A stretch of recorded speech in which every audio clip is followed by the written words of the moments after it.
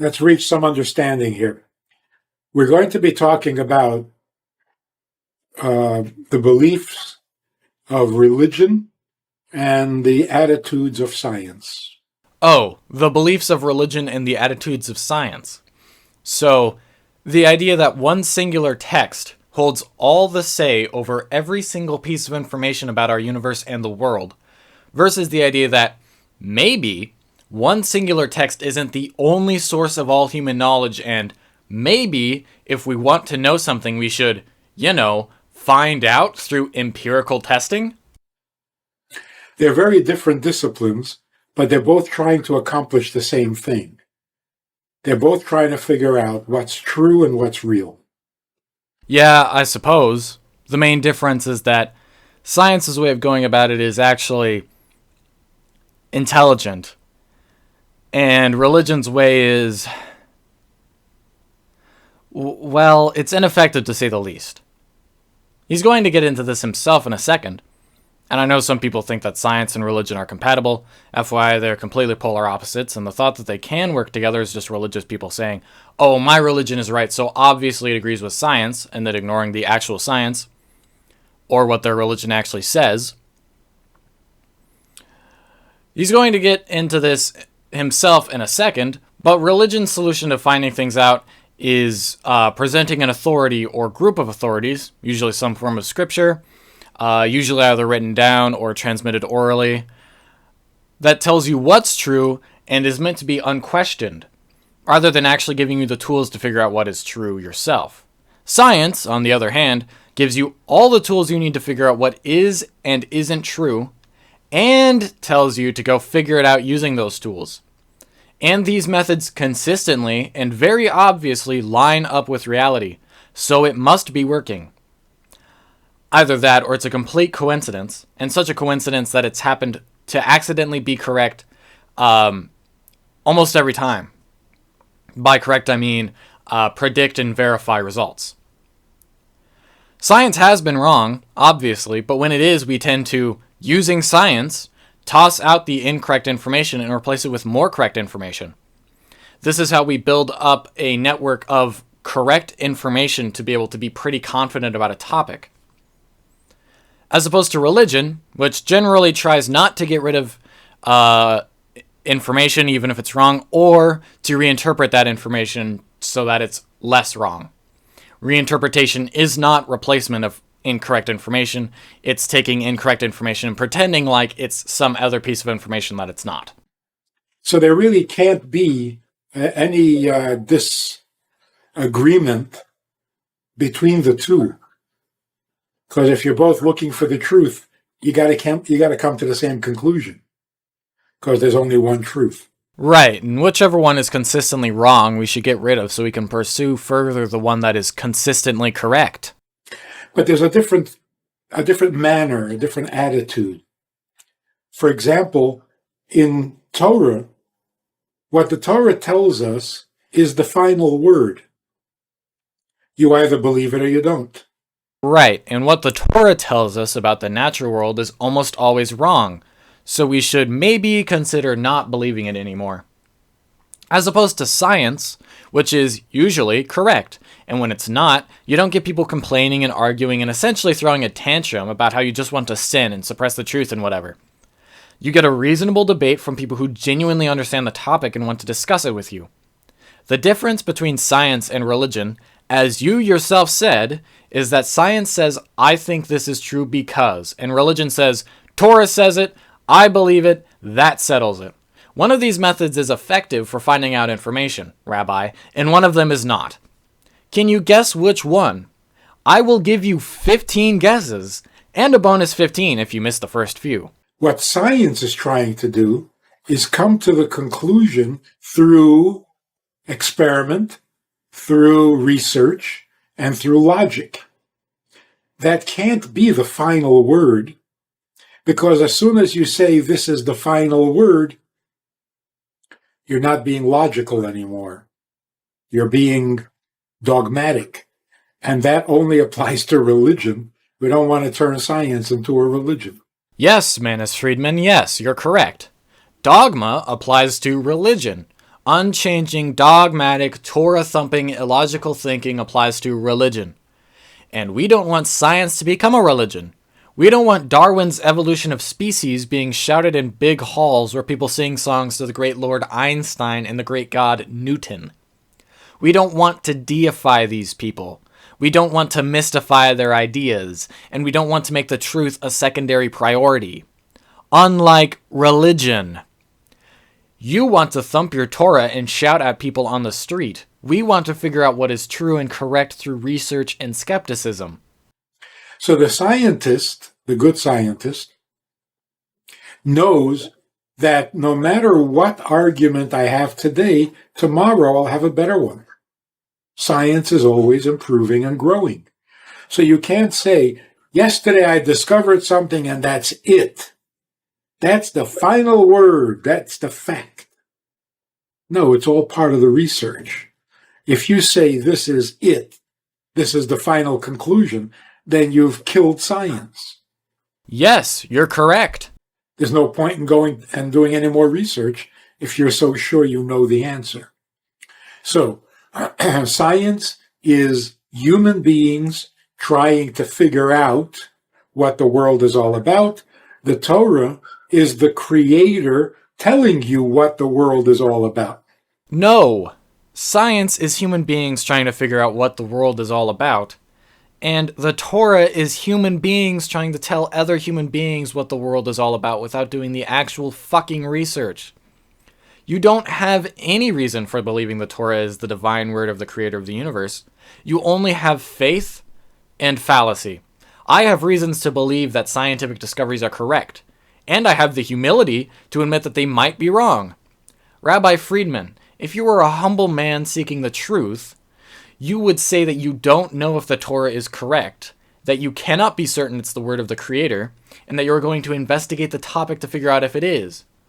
But instead, in all your videos, you just whine that atheists and Gentiles don't want to believe the Torah when you tell them to believe the Torah. You have no reason to believe the Torah, and if you did, then you wouldn't admit in your own video that religion isn't about reason.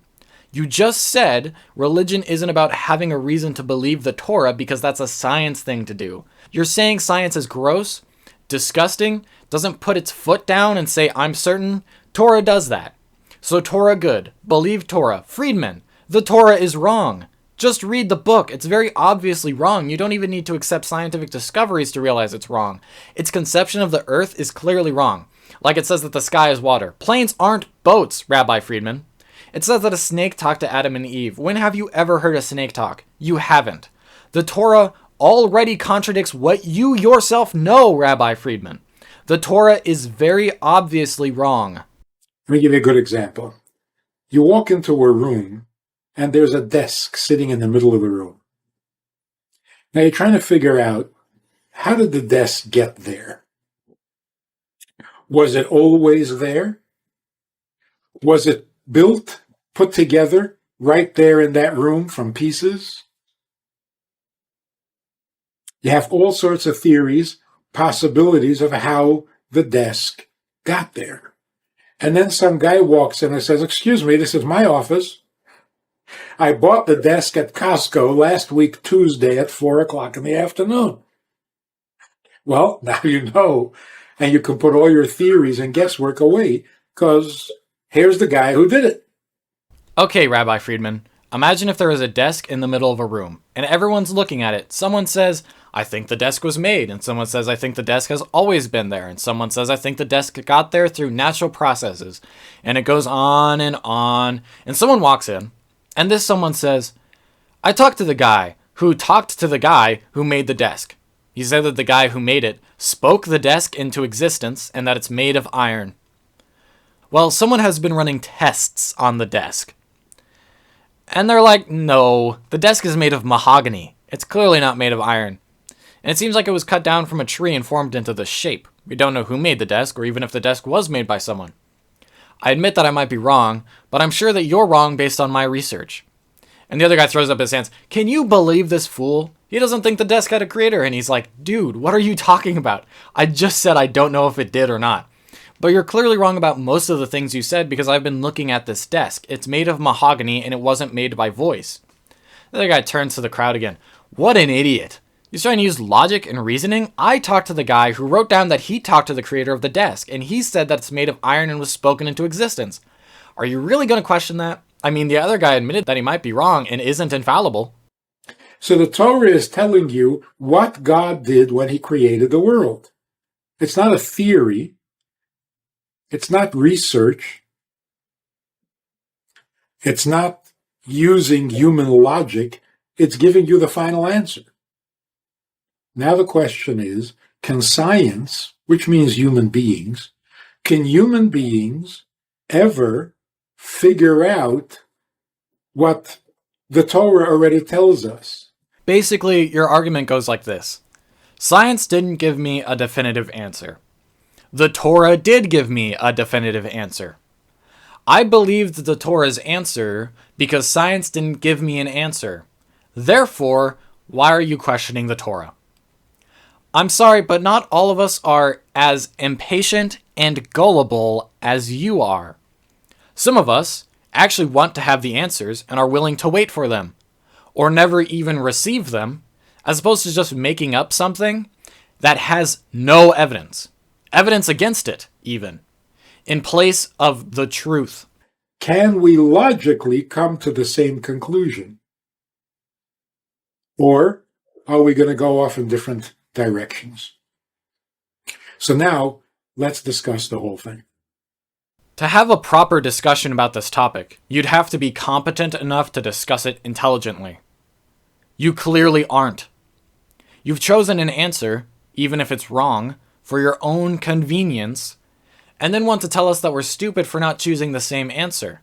I, unlike you, am in search of the actual truths of reality that I live in, while you live in wishful thinking fantasy land full of talking snakes and magical days of the week.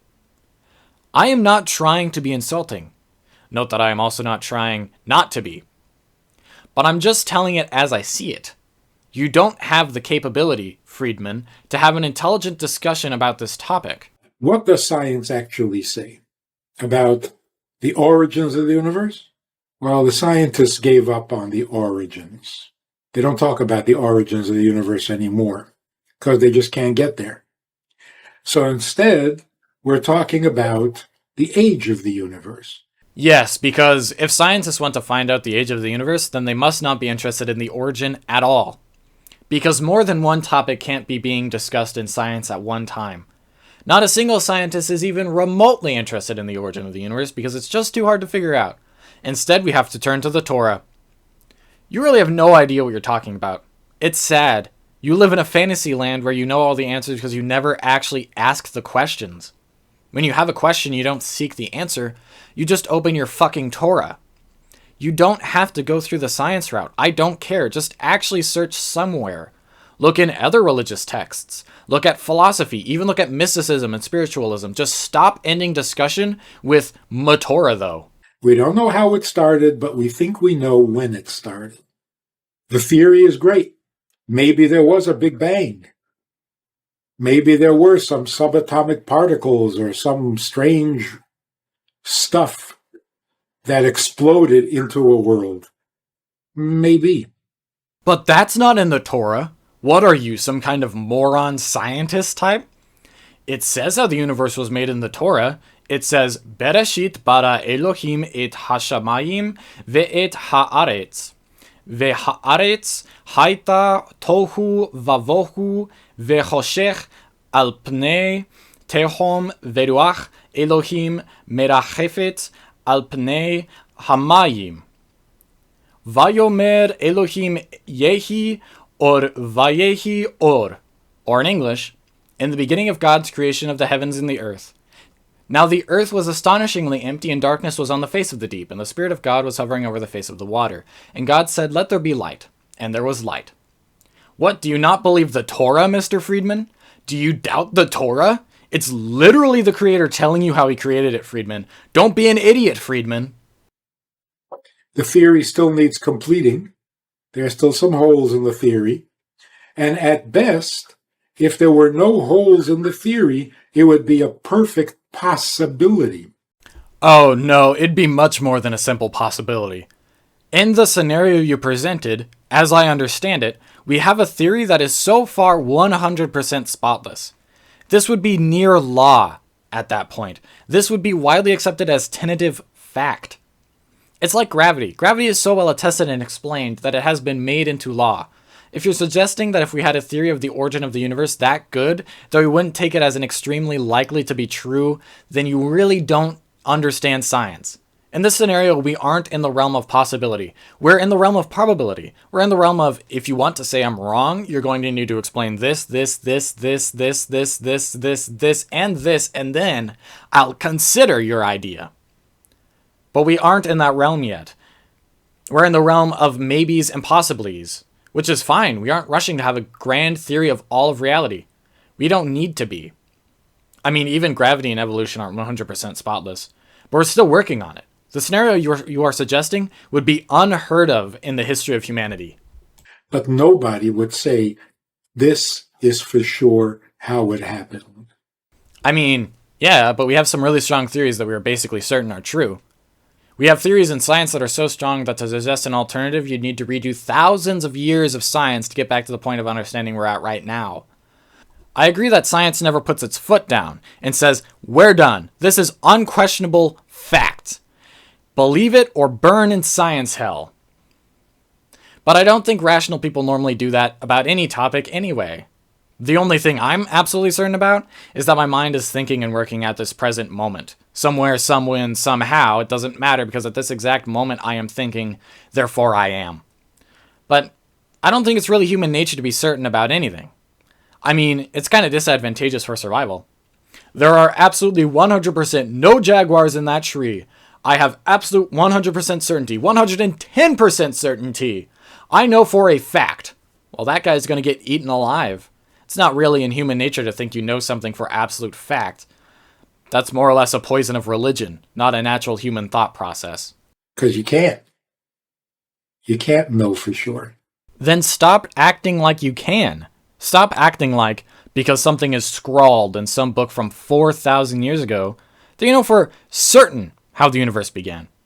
You can't know that that book is from the creator of the universe. You can't know that there is a creator of the universe, and you can't even be certain that there is a universe. So stop pretending like you do know. We aren't the ones saying we know for certain. And the crazy part is that you know that. You know that you're the moron saying bullshit, and you are more than okay to be that person. I don't understand. Think, Rabbi, think. You can only say it could have happened this way. And even if it could have happened this way, maybe it didn't. Maybe God came and created it and didn't wait for it to happen. So, there really is no conflict between a good theory and a fact. I barely understand what you mean when you say that there is no conflict between a good theory and a fact. But I think you're saying what I said, which is that we're very close to certain about some things in science. I don't know. Moving on. Well, see, the idea is the same, but the mystery remains. The mystery is, how do you go from nothing to something? So the mystery is, how do we get from nothing to something? Well, you are assuming that at one point there was nothing. Maybe something has always existed. But if we discount that arbitrarily, if we say that there was a point where there was nothing, how do we have something? Well, I have to say simply that I don't know. Now, evidently, you are not satisfied with this because you turned to your Torah to tell you the answer, as you said in this video already. But that doesn't dismiss the fact that we don't know. And whether you're doing it scientifically or you're doing it religiously, it's the same question. Because we both agree, science and Torah agree, the world started at a certain point. It didn't always exist. So if it wasn't, how did it become? Wait, the world or the universe? Because yes, we all agree that there was a point before the existence of the Earth, but not necessarily of the universe. Several scientists have proposed, and some still think, the universe may have always existed, or that there is a multiverse that has always existed. That's a mystery. And we gave up on figuring out how. We're just trying to understand when. Uh-huh. You're Mr. Scientist now. You know everything about science. You can see into the minds of every single scientist. Every single one of them gave up on how and is now focused on when. Just all of them. Really? The only one that answers the question is religion, huh? So, are you being an idiot on purpose? Or are you actually this dumb?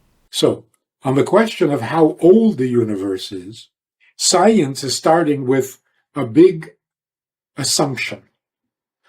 If the world came into existence in an embryonic state, how long would it take for it to become the condition that it's in today?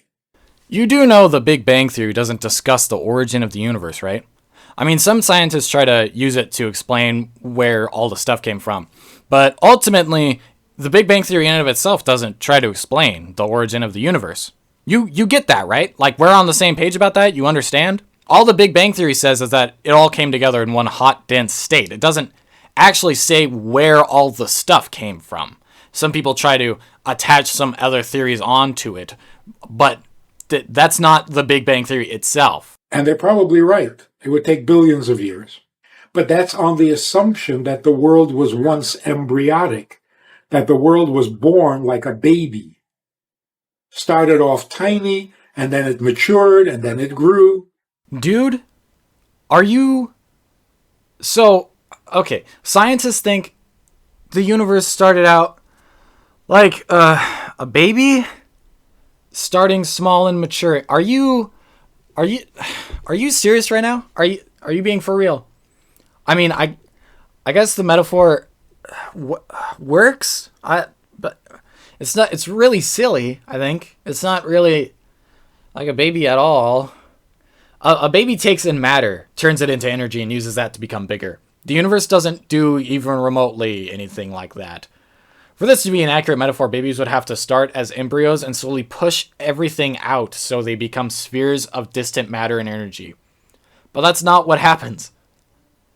I seriously don't even know what to make of this. The universe was a baby, like Akira, I guess. Remember in Akira when Tetsuo became the big baby and then collapses down into a new universe and disappears? That's what this guy thinks science thinks.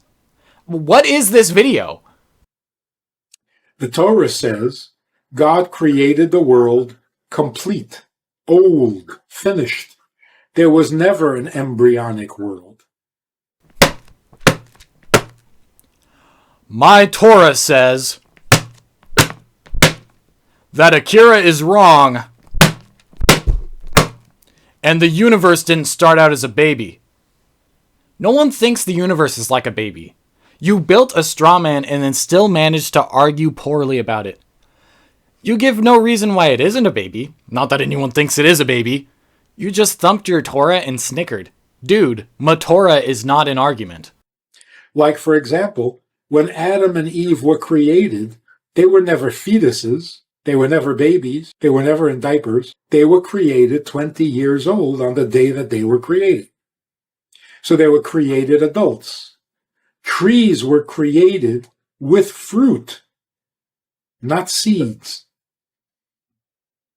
So if Adam and Eve chopped down a tree, how many rings would they find in that tree? Maybe hundreds. But the tree is only 3 days old. So the world was created mature.